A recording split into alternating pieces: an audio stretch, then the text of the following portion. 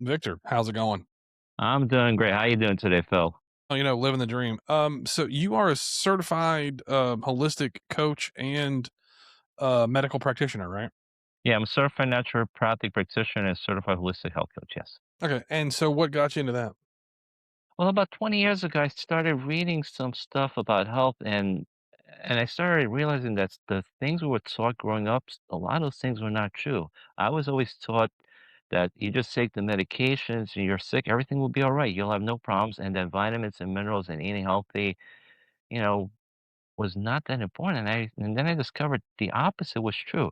I realized that so I learned from reading these books and listening to some of these people, like, you have to eat a better diet, you have to exercise. I mean, exercise, I think I think generally agree, but you have to a lot of people are deficient in vitamins and minerals, so they need to take more of that to be healthy, and that some of these medications may help you, but a lot of these medications have really bad side effects, and if you're on a lot of them, you can have a lot of bad side effects because they interact with one another and they drain you of a lot of necessary nutrients.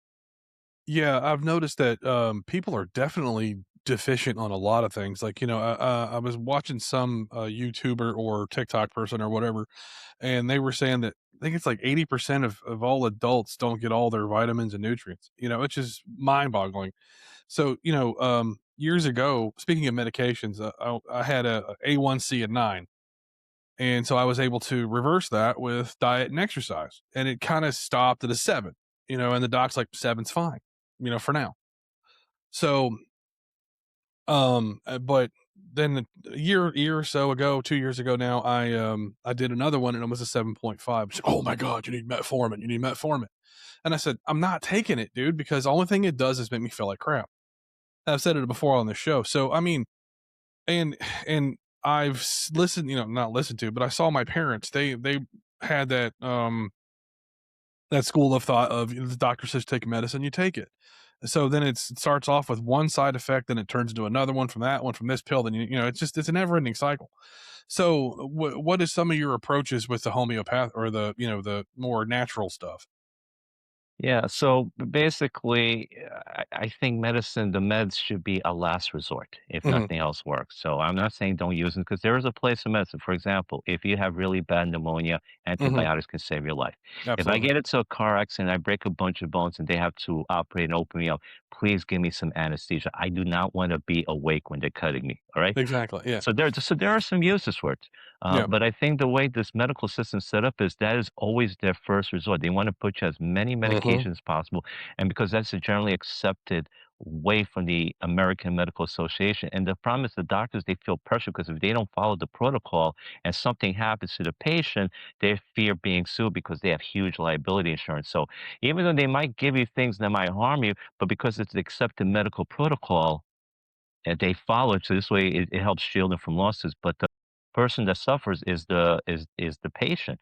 Now, a lot of times, a lot of these issues, if you mentioned the vast majority of people are nutrient deficient because they're not getting enough vitamins and minerals because unfortunately, some people I've heard from the doctors, you can get everything you need from your diet, which is absolutely not true. I mean, you need to have a healthy diet. I do not recommend eating junk food, but you eat a healthy diet, but you're going to be deficient in some vitamins and minerals. So you have to supplement as well to offset that. So it's a combination of, exercise and getting enough sleep, getting enough supplements and eating the right foods. Those things you do, you will have good results, but you do need to supplement.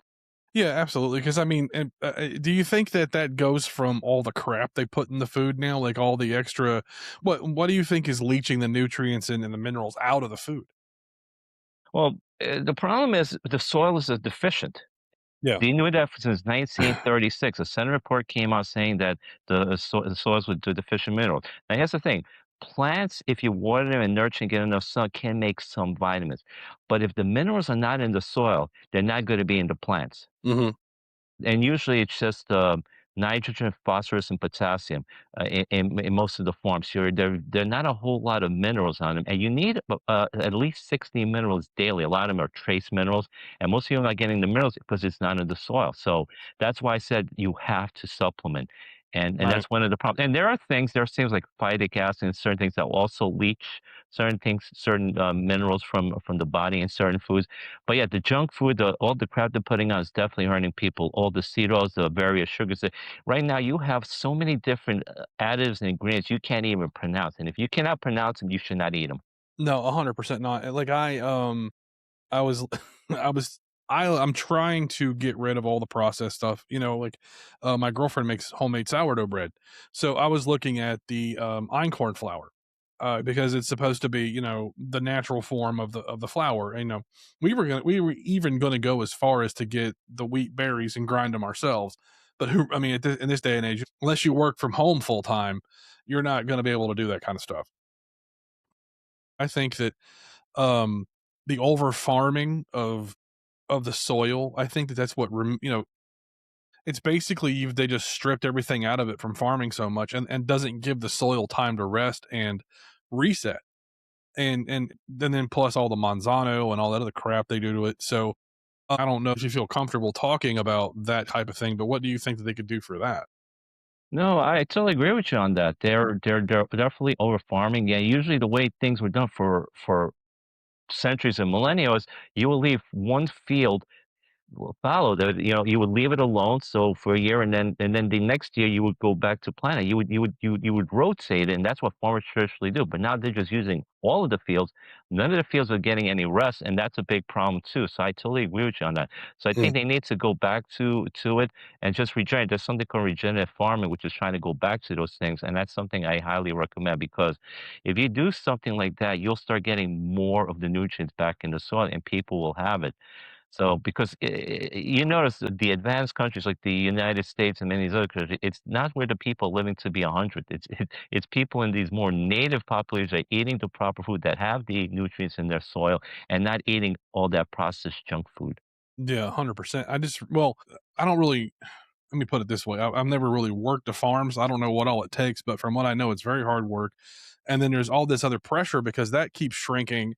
Like I'm talking like your independent farmers, because you have all this pressure from big companies coming in wanting to buy the land and wanting to grow whatever. And I've heard of the regenerative farming, and I think that that's hopefully going to be the future because our food is just abysmal in this country, and it's like like you said, if it's got stuff you can't pronounce, you probably shouldn't be eating it. Yeah. Yeah. No, and you're right. The farmers are under a lot of pressure, so I do feel for 'em, especially the smaller independent ones. But yeah, but we can go back do the regenerative farming. That's definitely one way to improve things because it's the a lot of the foods are deserts of they're devoid of a lot of nutrients. You're not getting the nutrition in an apple or broccoli or one of the other fruits or vegetables that you got say in 1940. Mhm. You're getting anywhere between 40 to 80% less of the nutrients than you did 70, 80 years ago. Mhm. And you think it's just, you think it's solely the soil, or is there other things that are leaching it out? There are certain things and certain foods that could leach it. Like one is phytic acid, which is in certain products. Like it's like some of the fibers and some of so they can leach. There are certain things that can leach it, but I think the bigger problem is the soil. They're deficient in nutrients. So yes, it's a number of different factors. Right. So, do you think that they should really try to push going back to I guess the lack of a better term is the flip-flop farming where where they're doing one field one year, then another field another year, so it gives the soil a chance to rest? Yeah, you don't have to even go that far, but if you have 8 fields, like 1 or 2 of them a year, just leave them alone and give them a chance to recoup the following year. So you can do 1 or 2, you'll eventually catch up to everything. The other thing, and I might have mentioned this at the beginning of the show, is also hurting is you're on a lot of medications. A lot of these medications, for example, will drain you of nutrients. The important ones like CoQ10 or magnesium, like statins Mm, will yeah. drain you of those Mhm. important nutrients. Plus, they also get rid of cholesterol, which is also an extremely important nutrient. And it's one reason why a lot of doctors think there's been such a big increase in dementia and Alzheimer's over the last 30, 40 years because there's been the huge increase in the use of statins. Mhm. Well, it's also because the brain requires cholesterol Yep. to work. I've seen the human brain up close because I work in surgery, and it's just fat, for lack of a better term. It's just it's like soluble fat, and it Hmm. needs it to survive, and I think they have referred to dementia as type 3 diabetes now. That is correct. It's Mhm. type 2 diabetes. Yeah, the mentioned Alzheimer's is type 2 diabetes. Like you said, it's a big chunk of the brain is fat, cholesterol. That's why essential fatty acids are very important for brain health as well. So a lot of people are not aware of that. If they knew that, they would like they would again. But again, statins are prescribed because it's medical protocol. So, so the doctors will prescribe it because they want to get into trouble. So if they don't give you statins, you have a heart attack, you could get sued because that's the proper protocol. Even though statins really don't do much for heart health, they really have very few benefits, especially for women. There's no benefits for women, and they have so many side effects, and they only expand your life by 3 or 4 days on the Yeah. average. So, I remember I think I had that thought was, is it 4 days consecutively or is it 4 days sprinkled out for the rest of your life? Listen, as much as I appreciate doctors and them trying not to be sued, I mean, they took an oath to do no harm. yep, You know what I mean? And Hippocratic oath. Yeah, Hippocratic oath. And it's so they know better. And well, something it was like that guy not that long ago. He was a oncologist who was falsely diagnosing his patients with cancer so he can get kickbacks for chemotherapy drugs. wow, You know, so that is disgusting. absolutely, it's And horrible. I think he's in prison. I could be wrong. I'm not gonna preach to anybody's morals, you know what I mean? But there almost should be some sort of morality scale if you're gonna get into medicine, you know? But then again, I guess that's armchair quarterbacking, right? But there should be some sort of morality used in medicine, and it's for something that's important in that. I would just tell people that's why it's so important to always get a second opinion. Don't treat your doctor like a god. Doctors make mistakes. They used to recommend smoking for health reasons back in the 50s, and turned out they were dead wrong. They do make mistakes, so don't be afraid to get a second opinion, especially if they tell you have a cancer diagnosis. Find out, go to another doctor, find out before you do any of those treatments, because those things can be very harmful and they're very expensive and they have a lot of bad side effects. There was actually, since I had some show notes that I wanted to talk to you about because there was a guy, I'll pull it up real quick. He won the Nobel Prize for his, study of cancer in give me 1 second. Otto Warburg? Yes, it was. Yeah, good. So you've heard of him. Alright, Yep. good. Yeah. So, yeah, apparently with Otto Warburg, he won the Nobel Prize in 1931 for proving that cancer feeds on sugar and dies in Mhm. oxygen. Mhm. Yeah, so that's why would they suppress that information? Money. There's no money in telling people to limit sugar. And also another doctor, Dr. Thomas Seyfried, is also discovering in addition to sugar in his experiments, high levels of glutamine can also feed cancer. So yeah, those are like the two main culprits. So a big chunk of cancer is metabolic. Yeah, 100%. Yeah, and I've heard that recently, and I've also heard that people are taking to, hyperbaric chambers for, cancer treatments as well.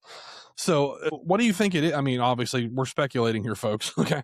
What do you think it is about sugar that feeds it, or what do you think it is? They just need a lot of energy because when those are cells that are become really primitive and divided. They really need lots. So I think they're feeding so much of a sugar. I mean, I just think they just need lots of because the way regular cells are, they're not as hungry. Cancer cells are very hungry. So I think that's one of the reasons why they go for it. And again, sugar is not a good thing for your body any Mhm. overall. So which is one reason why people who are diabetics are also much more likely to be prone to getting cancer and heart disease and many other diseases. Sugar is just a really bad. Yeah, we need a tiny amount of glucose, maybe 1 teaspoon, but that's it. But most people are having 30, 40, 50 teaspoons a day. When you have someone that's a regular sugary soda drinker, I think what it is that reward system for the brain, right? Because it's the dopamine hit, so therefore Absolutely. it's gonna turn into a reward. It's like smoking a cigarette, like you said. It fires through the neurons or whatever it is in the brain, and it's like, oh, this gives that euphoric feeling, and there you go. So therefore, it becomes addictive. So obviously your body needs sugar, but it needs more natural sugars, right? So Yeah. Yeah, yeah, like from the fruits, and again, there's a type of sugar with fructose, which too much of it is really bad because it can only be metabolized by the liver, mhm. whereas like glucose could be metabolized by a number of different organs. So too much fructose is very bad. A lot of people have too much fructose in their diet. But if you get it from natural fruits, like say a pear or an apple, it's offset by the fiber that's in there. That's why, so it's okay to have an apple, but I would not recommend fruit juice because there's no fiber to offset the high levels of fructose in there. So that's why it's a big problem. Also, a big cause of ADHD in kids is they're wired on sugar. They have too much sugar. Just get them off the sugar. And one of the problems when you have too much sugar is it lowers your levels of vitamin B1. Mhm. Alcohol and sugar will lower your levels of vitamin B1, which is important for processing sugar, but also important for your mental health. A lot of people who have mental health issues are severely deficient in B1 thiamine. Hmm, okay. And what w with B1 thiamine, what is that how does that do that with the mental disorder? Like, what's the correlation there is what I'm trying to ask? What I'm saying, it's the B complex vitamins in general are Mhm. very important. They help with a lot of things. They help with heart Oh, health. okay. They'll help with the mental health, and they also Mhm. help with the blood sugar. But B1 in particular is very important for your mental health. And a lot of people are deficient because they have too much sugar or too much alcohol. Mm, And the liver processes sugar and alcohol similarly. okay. So, basically, what you should do is cut off, like so the reward systems that we do, say, okay, you come home from a hard day at work, you wanna have a drink, and then stop doing that because it's rewarding it and it's making it to where it's so instead of helping your mental health, it's actually hurting your mental health. Absolutely. Yeah, if you have No. a glass of wine once a week, it's not a big deal. If you're having Yeah. 2 glasses every single day, that's a problem. So, Yeah, of yeah, course. like I said, everything in moderation is once in a while. You have a pizza once in a while, it's fine. You go to McDonald's once every 3 months, not a big deal. You go to McDonald's 3 times a week, that's a problem. That is a big problem. And I mean, somebody at work was eating McDonald's the other day and I kinda walked past it and I caught a whiff and I'm like, "What?" Because it's just it smells so terrible, especially if you can break the cycle of eating it, long enough, you'll realize how crappy it really is. My mantra, there comes a time where it's like, "Okay, it's bad for the body, but it's good for the soul." You know what I mean? Like, Mhm. once in a while isn't gonna hurt you. But there's also a thing where you have to kinda be moderate too, or with moderation sometimes. Sometimes, I'm not saying eat a whole pizza, but eat to, satisfy the craving, because that way you're not constantly thinking about it. And Yep. yeah, go ahead. No, Yeah, I agree, I agree, yeah, yeah, yeah. yeah, okay. Everything in moderation, it's okay to well, one thing that helps me is, like, I have a sweet tooth. I love sweets. When I was growing up, I ate all those things, the Drake's Cake, the Hostess Cupcakes, the Oh, yeah. Twinkies, the Yankee Doodle that I ate those, Little Debbie's Brownies, I ate all that. It's junk, and it's gotten much worse. They added so many ingredients to all those products that they didn't have 30 years ago. But you know what? If I don't buy them, I don't see them in my cupboard, I don't eat them. So that helps, get rid of the temptation for me. If you don't see it, you're not gonna worry about. But like I say, every once in a while, it's okay to eat those things. Don't kill yourself because you don't want your brain also thinking, yeah, this is Georgia. You're just trying to punish me for everything. But yeah, reward every once in a while. It's okay. Yeah, exactly. It's like my Achilles heel used to be Reese Cups.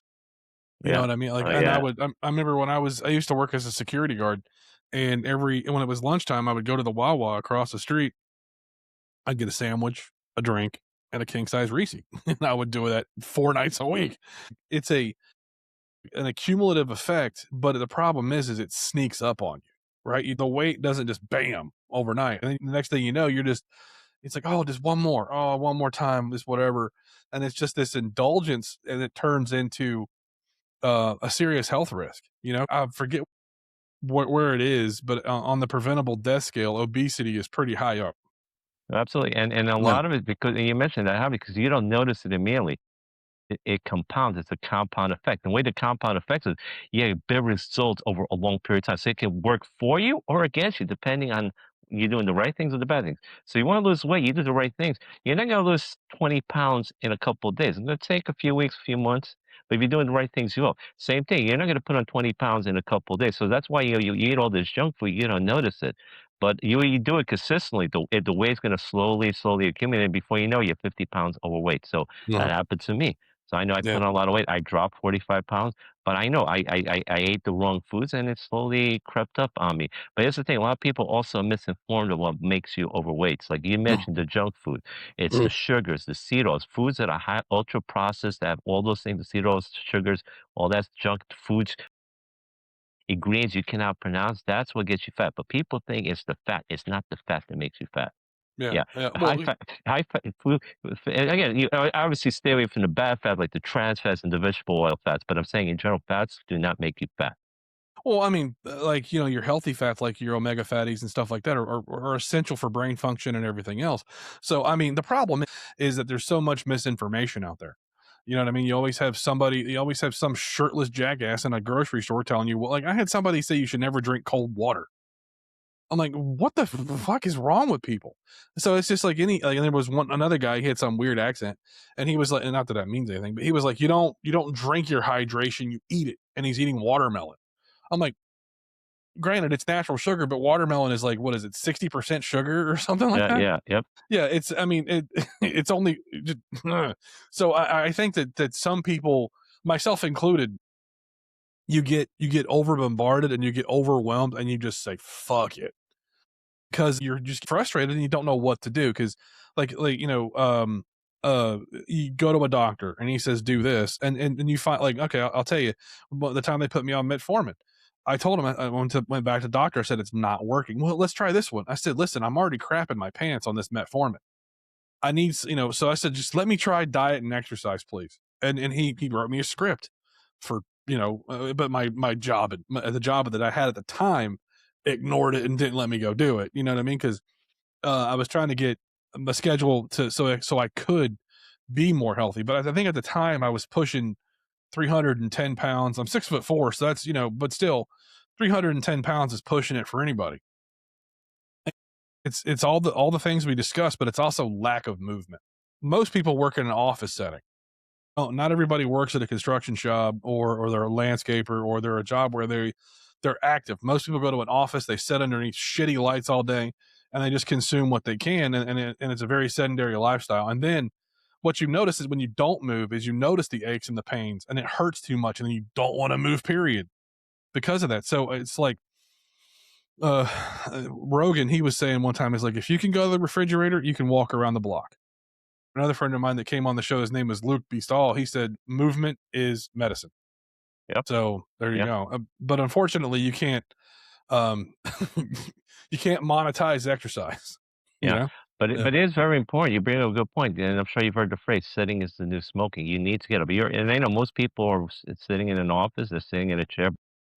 Every hour, you need to get up for 5 minutes, at least Hmm. every hour, preferably maybe even 30, 45 minutes. You need to move around a little bit. And also, I recommend after you have a big meal, take a walk for like 10, 15 minutes. That's going to help with your blood sugar support. So it's something very important. Also, if you're gonna have a meal, eat the carbs last. If you need to have carbs in your meal, and do not have carbs in the morning. But if you eat carbs at the end of the meal, your blood sugar will rise more slowly than if you eat them at the beginning of the meal. So little things like that, they do make a big difference. So you're gonna have you should eat the proteins and the fats, the veggies. If you need to have carbs, have them at the end of the meal. If you're gonna have a potato, eat it at the end of the meal. So different. And don't I'd say try not to have carbs if you're gonna have breakfast in the morning. It's the worst time in the day to have any carbs is when you wake up. You just want to have good fats and proteins. So like what I do for breakfast, and this is, I'm not saying anybody should do this. I do a half a cup of spinach, 4 eggs, and like a cup of egg whites. Well, So it gives you all your good fats, all and it, but some people can't, like a guy my size, I can't get full off of 4 eggs. So I do the whites for volume, the spinach for iron, and then I do 4 pieces of turkey sausage. It's got a lot of sodium, but I drink at least a gallon of water a day, so it flushes it. So and then I'm good to go. I think that whole breakfast is the most important meal of the day thing was made up by Kellogg's, so we correct. could That's correct. yeah, Yep. eat more breakfast food. Because I mean, if you go back to our ancestors, I'm gonna use that, but our ancestors are lucky if they ate 3 times a week, Hmm. let alone 3 times a day. Yeah. They earned every calorie because they had to go find it, hunt it, kill it, cook it, whatever. So, I mean, but us, I can walk 20 feet and get a jar of peanut butter and just take a scoop out of it and eat it. So it's a little bit different. Let's take a little step back to the actual medication for a second. First off, I blame John D. Rockefeller for all this because he made it to where we get away from all the natural apothecary that we used to have. It used to be all kinds of stuff that you can't prescribe in a bottle. And here's another thing some people may not know is that most of the drugs today are petroleum based, and they're terrible for you. And the other thing is, yet again, John D. Rockefeller, because he was an oil That tycoon. Standard Yeah, Oil. yeah. So I mean, obviously, and he also said that he's the one that kind of screwed up the education system too, because I need a generation of workers, not thinkers. So yet again, he donated to schools to influence the what was taught. So I mean, he may have been the Antichrist, Victor. The Rockefellers are an evil family, but that's just my personal opinion. Yeah, mine too. And he destroyed the medical system because you mentioned the petroleum, but also he had this guy Flexner who set up the Flex Report, which closed down many of the chiropractic, homeopathic, and Mhm. natural medicine schools, and then it was just focused on the regular medical schools, which provided the drugs. So, and that was in the early 20th century, and ever since then, a lot of the schools closed down, and everything got focused on drugs because they make a lot of money off of those drugs. So, yeah, he did a lot of damage to the health system. I totally Yeah. agree with you on that. Yeah, 100%, and the problem is you're never gonna get rid of greed, unfortunately, and the problem is just it's a mess, and I know I can't fix it, but maybe being able to say a few things about it to wake people up. Like you said before, your doctor he's just a doctor, he's not God, and it's perfectly fine to challenge them. They're not your friend. You know, I mean, they may cut up with you a little bit, they may joke with you a little bit, but that's just because they have to have good bedside manner. Somebody very close to me had cancer and they didn't like their first oncologist. And I said, "You have a right to say no. And you have a right to find somebody who is going to treat you with the best care possible." And people don't tend to understand that. They think, well, I mean, obviously there are some limiting parameters like insurance and things like that, but hell, even that's becoming a scam now. I have degenerative disc disease in my spine just from being a tall guy. It happens. And so a friend of mine I knew, she works at a standalone imaging center, and I asked her. I said, "So, because my insurance was to get the CT with contrast on my back was $690, something like that." I asked her. I said, "Hey, what do you guys charge for this out of pocket?" She goes, 208. I'm like, "Why?" She goes, "We charge insurance 3 times." I'm like, "Stop it," because now it just jacks it up. You know what I mean? Yeah, a lot of times there's more natural alternatives to some of the things they're doing. Here's the thing, what people don't understand is doctors get very little nutrition education in medical schools, anywhere between 5 to 25 hours max. Mhm. Yeah. And only I think 28% of medical schools even have a nutrition curriculum. Now I know RFK Jr. is saying there's more going to be added to it, so hopefully that will happen. So hopefully Mhm. we'll get a little bit more of them learning about nutrition, which is very important. And here's the thing: if you go to med school and you only take like 2 or 3 classes in nutrition, and you Mhm. spend hundreds of thousands of dollars for to get your medical degree, in the back of your mind, you're thinking nutrition can't be that important. Otherwise, they would have covered this in my med school. So Mhm. that's what you're thinking subconsciously. So that's probably one of the reasons why they don't focus on telling you to get all these vitamins and nutrients. Some do, but the vast majority of them don't. People need to understand that they're not learning it in med school. Very, very few of them do. And again, you mentioned metformin. Something that works similar to it is berberine. Mhm. Berberine is Yep. very good, in terms of working for diabetes, and 2 nutrients that people are very deficient in are chromium and vanadium. So they're very important to help with the insulin resistance, and that's what you need to focus on, not the cholesterol. Cholesterol is only a problem is when it's oxide. The thing the doctors need to focus on are triglycerides. If your triglyceride levels are very high, that's a problem. The thing is there's no real medicines that really lower your triglycerides naturally, but there's plenty of drugs that can lower the cholesterol, which is why the pharmaceuticals focus on that because they can make billions of dollars off of these statin drugs. Yes, it does. A lot of diseases are caused just by eating a lot of junk food, a lot of ultra processed food, but also a lot of them are caused by deficiencies in various nutrients. Blood pressure. Potassium and magnesium can help lower your blood pressure. Also, if you're high in sugar, Mhm. sugar is a bigger cause of blood pressure issue than salt. Salt is not the problem. Right. If your kidneys are working fine, you can eliminate all that salt. In fact, I recommend not the salt you buy in the store, which has iodine. They put iodine in it because to prevent people from getting goiters. But you get something with like Celtic sea salt, Himalayan salt, redmond sea salt. They have a lot of different minerals, a lot of them in trace amounts. And you should be eating them because you can get a lot of those minerals and they can help prevent some of these diseases. And if your kidneys are working fine, you don't have to worry about eating too much salt because they're gonna get rid of it. That's what the kidneys do. And also, so it's only a problem if your kidneys aren't functioning well or if you have heart issues. Then, yeah, you may need to limit because they can't excrete all that excess salt. But if they're working fine, you don't have to worry about salt. Salt does not really has a minimal effect on blood pressure. And countries that they eat a lot of salt, like Japan, South Korea, and France, guess what? Their longevity rates are much higher than many of the countries in which they eat less salt. So you really don't want to be deficient in salt. It's important as well. Mhm. Well, I mean, it's like a so for people that know me, know that I drink a lot of water, and it's not because I'm thirsty. It's just I'll tell you the whole story. I had a bilateral kidney infection about 20 years ago, and because I used to be I was drinking a 2 liter of soda every day. Not that soda, is the cause of it. It was obviously an infection, so it was something else. But I didn't want that to happen again, so I switched to tea, which was just as bad. But then I eventually switched to nothing but water because I was worried about colic. But and it's like colic is what causes kidney stones and all that. So I started drinking water. I got at one point I was drinking 2 gallons a day, and I had my lab work done, and my doctor's like, "Hey, knock it off with the water." Because there's a thing if I'm not what is it? It's a it's basically like water poisoning. It's where you drink so much water it messes up the pH in your blood. Like it takes out all the saline in your blood, and you and it could be bad, right? So I started adding electrolytes to the water, and it started drinking Exactly. like a half a gallon versus two. You Yeah. know, Yeah. so yeah.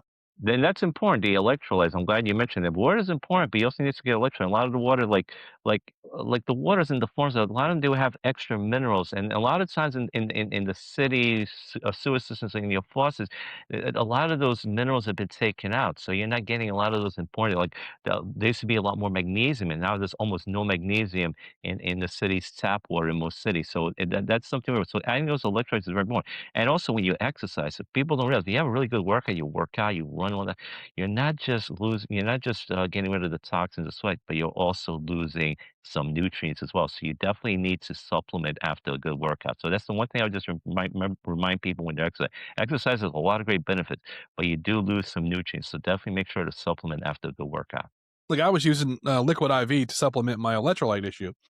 But then again, you look at it and it's got like 20% sugar or something like that in it. So then you swatch to sugar free, and you're like, oh, it's aspartame or whatever Hmm. crap they use. So there's no, I mean, so how can someone get electrolytes naturally? Well, there's certain products like I'm not going to name. I work with a company. And we have we have these products for to take after you have a good workout. Mhm. So they're probably the companies that do make it, but you're it's gonna be hard to find, say, on, like, on Amazon or Walmart. Yeah, for sure. Yeah, and I mean, so I think what really people need to do is do research, find out what works for them because everybody's different. But everybody should take their health, seriously. You only got one life, and you want to live it for as long as you can. I mean, like I told somebody recently, I said, it's life. You're not going to get out of life alive. It's a everyone's going to die, but you kind of want to enjoy it while you can.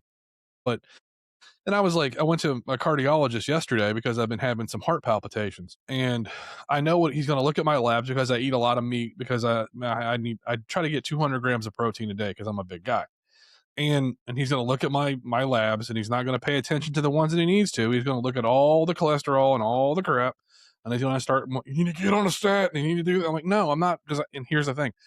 I told one doc one time. I said you can write the script, but all you're gonna do is waste a script out of your script pad because 'cause I'm not gonna fill it.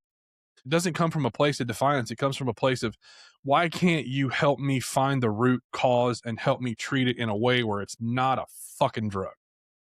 Yeah, and you make a very important point there. They treat the symptoms, they don't treat the underlying cause, and that's why, that's the problem with it.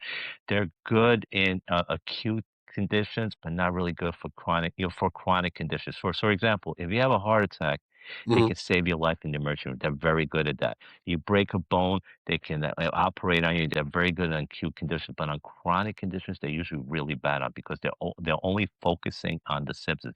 Rarely do they focus on the underlying cause, and that's what you need to do. mhm. So that's what a lot of these drugs, they're only going to mask the symptoms, like blood pressure medicine. They're only going to mask it, but what is it? A lot of times too much sugar, too many sweet, lack of magnesium, lack of potassium, those kind of things make a big difference. And how, the calcium channel blocks, the perfect calcium channel blocker is magnesium, because magnesium offsets the excess of calcium. Calcium and magnesium are the two most important minerals, but you need to have them in a certain amount. And very often people have too much calcium, but not enough magnesium. So calcium will make you put a fist. All right, Mhm, it's a muscle restrictor, but magnesium is a muscle relaxer. It'll let you open the fist. So you need to have both to offset each other. And too often people have too much calcium and not enough magnesium. Sometimes that too much calcium can get into the arteries, and that's why having the magnesium and the vitamin K2 with the D3 will help prevent that as well. So these are something a lot of doctors don't know. Yeah, well, I also heard a doctor a bunch of years ago. He was actually apologizing for they were saying it was cholesterol that causes arteriosclerosis and all this other stuff, and he's like, no, it's actually inflammation. We figured this out, that the inflammation process of the body is a response to something that's going wrong, and it causes all this other junk to happen. So Yes. another thing that we haven't really talked on is about stress, and how that's even worse than a lot of the shit we're talking about. And people, they don't know, because of our climate today and how many, like, gas going up and a war and all this other crap. It's causing people stresses to go up, and stress is, they call it the silent killer for a reason, folks. Yeah. It- Yeah. it's literally not, so eat right as best you can, exercise, get your nutrients, sleep, find a way to decompress and to de-stress. And then and that's probably a good key to living a long life, or a happy life at least. Yeah. A little reducing stress is definitely is an important factor, and I'm glad you brought that up. And those people that they've verified, like you mentioned a couple of places where they're not, because they were dead, but the places where they're verified, they're called the blue zones, where they've interviewed. So one of the things they mentioned is they limit the stress. And then, because it could definitely, lots of stress can harm your health, harm your heart health, and it causes so many, that makes you more susceptible to a bunch of different diseases. So I definitely find a way to limit the stress. It's so important for your health. Now, here's the thing: we were talking about doctors, and we've been criticizing, but there are doctors that you can find on YouTube that are preaching the things we've been talking about. So you can find them on YouTube talking about more natural stuff, more healthy stuff, getting more nutrients, and limiting the drugs. Or some use what's called functional medicine, where they kind of use a little bit of the medical drugs, but they also focus on natural. So they kind of combine two. They do it, and there was also some oncologists do the same thing. It's called an integrative approach. So they'll give you those treatments, but they'll also recommend more natural supplements to use in addition to it. So it's not just, oh, just give them chemo, give them radiation. They'll also, like, oh, you can take a bunch of these different supplements which can help you with the cancer treatment. So there are doctors out there. So if you look for them, you'll find them that they support a lot of what we've been talking about today. Yeah, when I was working at Orlando Regional, I worked with two people, two fellow scrub techs. One name was Johnny, and the lady's name was Ruth. And there was a big school here in Florida. It's called the School of Integrative Medicine. And what it does is it combines East and West, and it's kind of that sweet spot. Now, I don't know I didn't really talk to them that much because we were on opposite shifts, but they were definitely very excited about the prospect of doing it, and to me, it made more sense.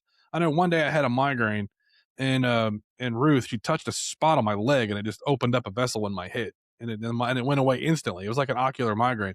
And I was like, "Get away from me!" You know what I mean? Like, what are you doing? You got to find a way to get back to the old ways a little bit. Go touch grass, do some things, go for a bike ride, do whatever. But it's the problem is that when people this day and age, they have so much responsibility, whether it's kids or both people are working or whatever, no one really has a chance to avoid the stress. And they're not able to pursue the things of passion because they have to eat, you know? So real quick, I have two questions that I ask everybody that comes on the show. And the first one for you is, what are two things that make you who you are? Like two principles. Well, part of it is just my faith.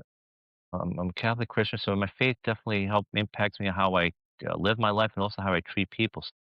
And treat everyone with respect, but also want to help people and serve people. So that definitely makes a big part of who I am.